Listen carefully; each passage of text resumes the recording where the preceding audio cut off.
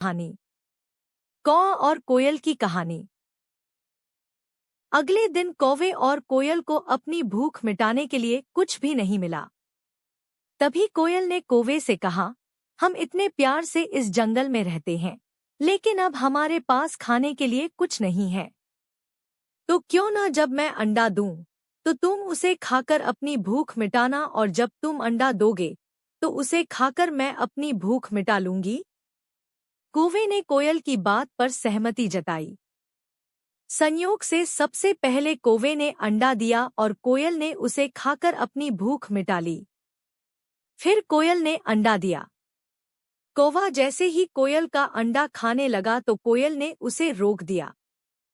कोयल ने कहा, तुम्हारी चोंच साफ नहीं है, तुम इसे धोकर आओ, फिर अंडा खाना। भागकर कौवा नदी के किनारे गया। उसने नदी से कहा, तुम मुझे पानी दो, मैं अपनी चोंच धोकर कोयल का अंडा खाऊंगा। नदी बोली, ठीक है, पानी के लिए तुम एक बर्तन लेकर आओ। अब कौवा जल्दी से कुम्हार के पास पहुंचा।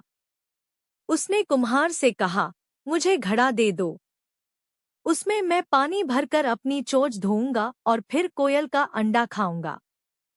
कुम्हार ने कहा, तुम मुझे मिट्टी लाकर दो, मैं तुम्हें बर्तन बनाकर दे देता हूँ। यह सुनते ही कौवा धरती माँ से मिट्टी मांगने लगा। वो बोला, माँ मुझे मिट्टी दे दो, उससे मैं बर्तन बनवाऊंगा और उस बर्तन में पानी भरकर अपनी चोंच साफ करूंगा। फिर अपनी भूख मिटाने के लिए कोयल का अंडा खाऊंगा। धरती माँ बोली, मैं मिट्टी दे दूंगी, लेकिन तुम्हें खुरपी लानी होगी, उसी से खोदकर मिट्टी निकलेगी। दौड़ते हुए कौवा लोहार के पास पहुंचा। उसने लोहार से कहा, मुझे खुरपी दे दो, उससे मैं मिट्टी निकालकर कुम्हार को दूंगा और बर्तन लूंगा। फिर बर्तन में पानी भरूंगा और उस पानी से अपनी चोंच धोकर कोयल का अंडा खाऊंगा। लोहार ने गर्म गर्म खुरपी कौवे को दे दी।